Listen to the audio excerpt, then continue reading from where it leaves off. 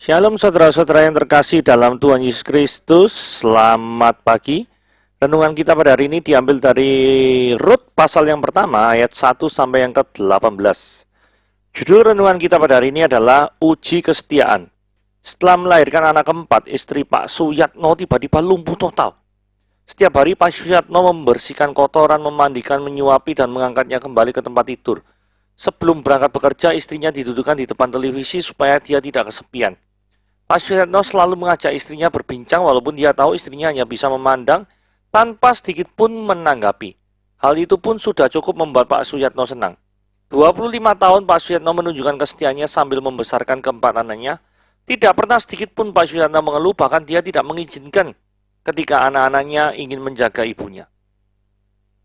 Setia hanyalah sebuah kata singkat, mudah diucapkan, namun tidak mudah untuk membuktikan. Seorang mungkin bisa berlaku setia ketika situasi begitu menyenangkan hatinya.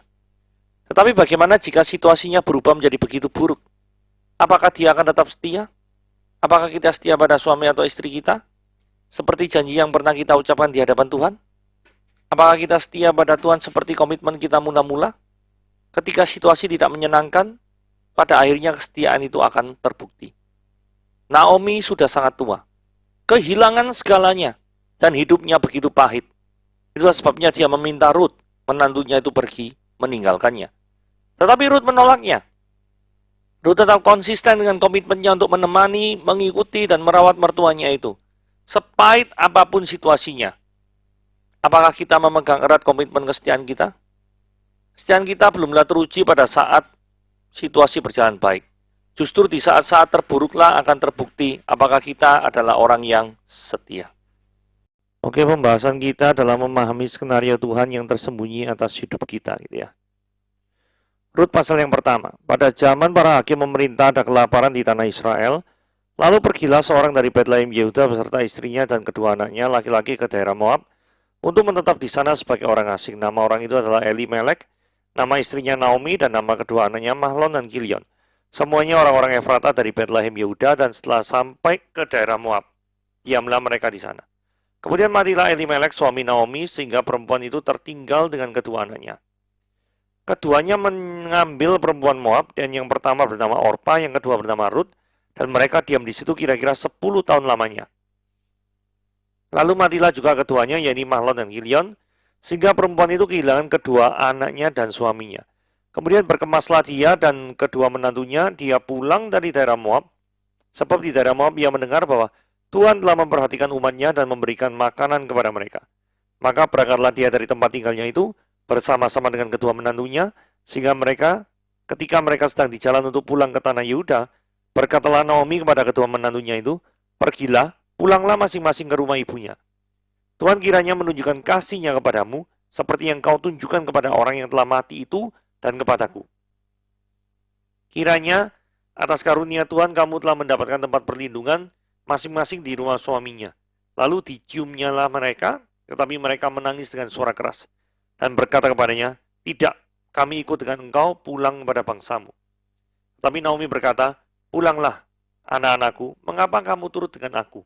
Bukankah tidak ada lagi anak laki-laki yang kulahirkan untuk dijadikan suamimu nanti? Pulanglah, anak-anakku, pergilah, sebab aku sudah terlalu tua untuk bersuami.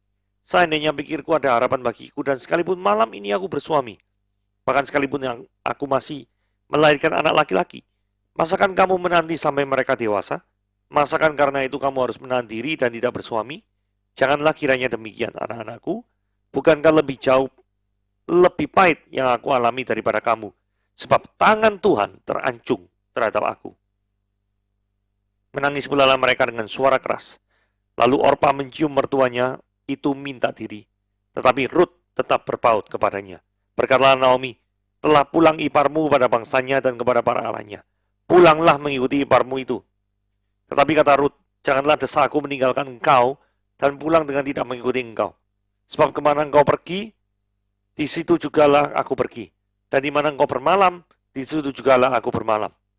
Bangsamu lah bangsaku, Allahmu lah Allahku. Di mana engkau mati, aku pun mati di sana. Dan di sanalah aku akan dikuburkan. Beginilah kiranya Tuhan menghukum aku, bahkan lebih lagi daripada itu. Jikalau sesuatu apapun memisahkan aku dari engkau, selain daripada maut. Ketika Naomi melihat bahwa Ruth berkeras untuk ikut bersama-sama dengan dia, berhentilah dia berkata-kata kepadanya. Dan berjalanlah keduanya sampai mereka tiba di Bethlehem. Ketika mereka masuk ke Bethlehem, gemparlah seluruh kota itu karena mereka, dan perempuan-perempuan itu berkata, Naomi kah itu? Tapi dia berkata pada mereka, jangan sebutkan aku Naomi, sebutlah aku Mara, sebab yang Maha Kuasa telah melakukan banyak yang pahit kepadaku. Dengan tangan yang penuh aku pergi, tetapi dengan tangan yang kosong Tuhan memulangkan aku. Mengapa kamu menyebut aku Naomi? Karena Tuhan telah naik saksi menentang aku, dan yang kuasa telah mendatangkan malapetaka kepadaku. Demikianlah Naomi pulang bersama-sama dengan Ruth, perempuan Moab itu, menantunya yang turut pulang dari daerah Moab. Dan sampailah mereka di Bethlehem pada permulaan musim menuai jelai. Iya, di sini kasusnya itu ada bencana kelaparan yang dahsyat melanda ya. Di daerah Bethlehem Yehuda di sini, kemudian mereka hijrah pindah ke yang namanya Moab. Karena sistem kehidupan yang nomaden yang mengandalkan cuaca dalam bercocok tanam. Sehingga sangat wajar kalau misalkan kehidupannya ini berpindah-pindah gitu ya. Oke, nah ini situasi baru yang berganti. Maksudnya Elimelek tadi yang dipindah kan belum ada namanya ya. Nama daripada keluarga yang pindah itu adalah Elimelek, Naomi, dan Mahlon dan Kilion. Jadi orang-orang dari Efrata di Bethlehem pindah ke Moab. Nah ini adalah orang-orang perantauan gitu ya. Nah, saudara, apakah Anda adalah salah satu daripada orang perantauan? Karena begini ya, yang namanya merantau itu pasti mengalami suatu perbedaan dengan daerah asal. Apa yang berbeda? Tempat pasti suasana berbeda. Budaya, cara berbicara, logat, bahasa, makanan, beda semua. Tetapi satu yang tidak boleh beda itu apa? Siapakah yang kau sembah dalam hidup ini? Itu tidak boleh beda. Semua boleh beda. Tetapi yang satu ini tidak boleh beda. Karena engkau harus menjadi kesaksian hidup bagi orang-orang yang ada di sekitarmu. Nah, suami meninggal dan perempuan asing. Ternyata pindah ke tempat baru tidak membuat situasi kehidupan keluarga ini itu bahagia. Buktinya sang kepala keluarga meninggal dunia. Kedua anak dari anak Naomi ini terpaksa harus menikahi perempuan asing. Karena mereka tidak bisa menikah sama orang Yahudi. Karena mereka tinggal di Moab kok. Nah, aplikasi praktisnya, jikalau kita sedang cari pasangan, apakah kita memperhatikan apakah pasangan kita itu benar-benar seiman atau tidak? Atau pokoknya wis seadanya apa ya itu yang diambil. Mosok kayak gitu, rek. Atau yang terpenting adalah apakah sang pria bisa memberikan harta berlimpah ruah yang mencukupi kebutuhan hidup sampai 7 turunan tidak akan habis. Saudara, pada waktu menyampaikan firman Tuhan ini ya, saya pernah membaca artikel, itu ada seorang yang ingin memberikan mahar kepada calon istrinya. Itu ratusan juta. Ya. Nah, sang calon ini ngomong gini, loh kalau lu mau dapatkan gua, kok mahari ratusan juta? MM-an, barusan gua mau. Saudara ini belum menikah sudah kelihatan materinya ya. Jadi kalau saya dari laki itu, bukan karena tidak mau berusaha cari uang MM-an. Tetapi karena memang karakter daripada orang yang kepadanya hidupmu, engkau akan habiskan bersama-sama seumur hidupmu. Harus baik dong. Kalau karakternya materian kayak gitu, wah bisa menderita. Ada uang abang disayang, tidak ada uang abang ditendang. Seperti itu. Ya toh? Tampaknya terdapat kondisi yang tidak ideal. Ketika keluarga ini, Elimelek, Naomi ini memutuskan untuk merantau di negeri orang. Nah, Naomi ini sudah jatuh tertimpa tangga mulai. Karena apa? Tadi suaminya meninggal, sekarang kedua anaknya meninggal. Ya, jadi apakah saudara pernah merasa sendiri? Semua yang Anda cinta itu meninggalkan Anda. Saudara pasti akan kesulitan menemukan apa makna balik di balik penderitaan yang dialami Naomi. Benar nggak? Makna baiknya itu apa gitu loh? Kesukacita apa? yang bisa dirasakan oleh seseorang yang ditinggal mati oleh 3 orang yang sangat disayanginya. Hal-hal seperti ini sangat sulit sekali untuk dijawab, bukan? Tetapi ingatlah, Tuhan itu tetap memperhatikan umatnya. Perhatikan kata-kata yang bergaris merah, yang berwarna merah. Tuhan telah memperhatikan umatnya dengan cara apa? Memberikan makanan kepada mereka. Jadi, Tuhan tahu si Naomi pasti sudah tidak kerasan di Moab. Tinggal 10 tahun di Moab, yang ada cuma 3 orang yang sangat disayanginya, itu meninggal dunia. Jadi Tuhan itu menyediakan penghiburan bagi hati yang terluka. Tetapi yang perlu dicatat di sini adalah, penghiburan yang dia kerjakan memang seringkali tidak sesuai dengan penghiburan yang kita harapkan. Saudara, apa yang diharapkan oleh seorang Naomi supaya hatinya itu tidak sedih lagi? Tentunya kalau bisa suaminya bangkit lagi, anaknya bangkit lagi. Terus kemudian mereka sama-sama pulang ke Yehuda. Itu pasti yang diharapkan Naomi, tidak usah ditanya. Tetapi kenyataan berbicara berbeda. Justru Naomi pulang dengan kedua perempuan asing. Saudara, dari sini kita lihat ya. Ketika Tuhan menjawab pergumulan kehidupan kita, tidak selalu jawabannya itu adalah apa yang kita harapkan. Jadi jangan pernah Anda kecewa jikalau Anda mengalami sesuatu yang tidak Anda harapkan. Karena sesuatu itu, kalau Anda anak Tuhan, itu adalah bagian rencana Tuhan dalam hidup Anda. Nah, saudara, yang perlu diperhatikan di sini ya. Waktu Naomi itu menyuruh pulang daripada kedua menantunya, ayat 10 ini menarik ya. Tidak, kami ikut dengan engkau pulang kepada bangsamu. Jadi ini rupanya ada hubungan yang harmonis yang ditunjukkan antara Naomi dan kedua menantunya. Rupanya Naomi meminta kedua menantunya itu untuk menikah lagi dan balik ke Moab. Naomi tidak ingin menjadi beban bagi kedua menantunya. Mungkin Naomi berpikir, ikatan apa yang mempersatukan antara dirinya dengan kedua menantunya?